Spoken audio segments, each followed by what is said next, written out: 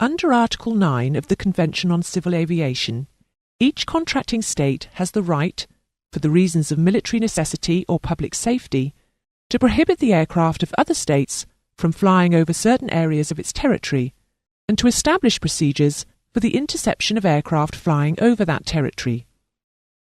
Ultimately, the regulations of a state may prescribe the need to investigate and identify an aircraft.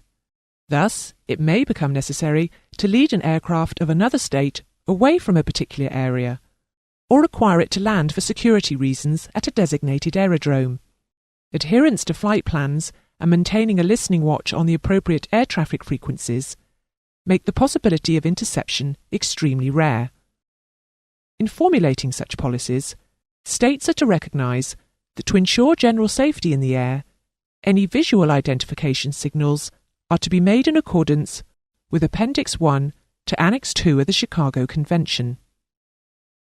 This lays down standard rules for intercepting aircraft and mandates that intercepted aircraft are to comply with the standards set out in the Appendix 2, Section 2 and 3 to Annex 2, interpreting and responding to visual interception signals. If the identity of an aircraft is in doubt, all possible efforts will be made to secure the identification through the appropriate air traffic authorities. As intercepting civil aircraft is potentially hazardous, the intercepting procedure is to be used as a last resort. An intercepted aircraft shall immediately follow the instructions being given by the intercepting aircraft, notify, if possible, the appropriate air traffic service unit, attempt to establish radio communication with the intercepting aircraft or with the appropriate intercept control unit by making a general call on the emergency frequency 121.5 MHz, giving the identity of the intercepted aircraft and the nature of the flight. If this frequency elicits no response, calls should be made on 243 MHz in an attempt to establish contact.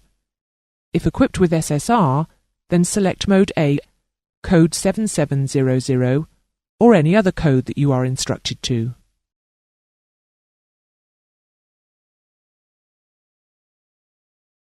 If radio contact is established with the intercepting aircraft, but communication in a common language is not possible, attempts should be made to convey essential information and acknowledgement of instructions by using the phrases and pronunciations shown in the table.